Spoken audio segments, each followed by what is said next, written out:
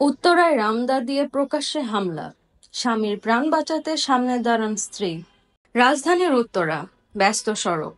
এক দম্পতি মোটরসাইকেলে করে ফিরছিলেন বাড়ির পথে। ঠিক তখনই ঘটে যায় এক ভয়াবহ ঘটনা। সোমবার রাত 10:30 উত্তরা 7 নম্বর সেক্টর একটা কিশোর গ্যাংয়ের সঙ্গে বাক বিতণ্ডা, আর তারপরই শুরু হয় রামদা দিয়ে নির্মম হামলা। এক ব্যক্তি কিশোর গ্যাংয়ের হামলার শিকার হন।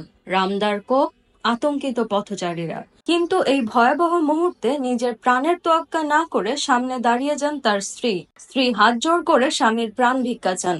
চারপাশে আতঙ্ক ছড়িয়ে পড়ে। অবশেষে তার চিৎকারে এগিয়ে আসে স্থানীয়রা। কিশোর গ্যাংয়ের 2 সদস্য পালানোর চেষ্টা করে, কিন্তু শেষ রক্ষা হয়নি। স্থানীয়রা দুইজনকেই ধরে ফেলে, গণপিটুনি দিয়ে তুলে দেয় পুলিশের হাতে।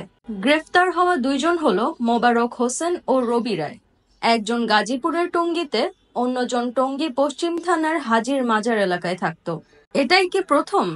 উত্তরার বাসিন্দারা বলছেন, প্রতিদিন সন্ধ্যায় বিভিন্ন স্পটে কিশোর গ্যাংয়ের দৌরাত্ম্য চলে। তারা ইচ্ছাকৃতভাবে ঝামেলা বাঁধিয়ে অস্ত্রের ভয় দেখায়, ছিনিয়ে নেয় মোবাইল, মানিব্যাগ। এই অপরাধীদের রুখতে কতটা প্রস্তুত আইন শৃঙ্খলা বাহিনী?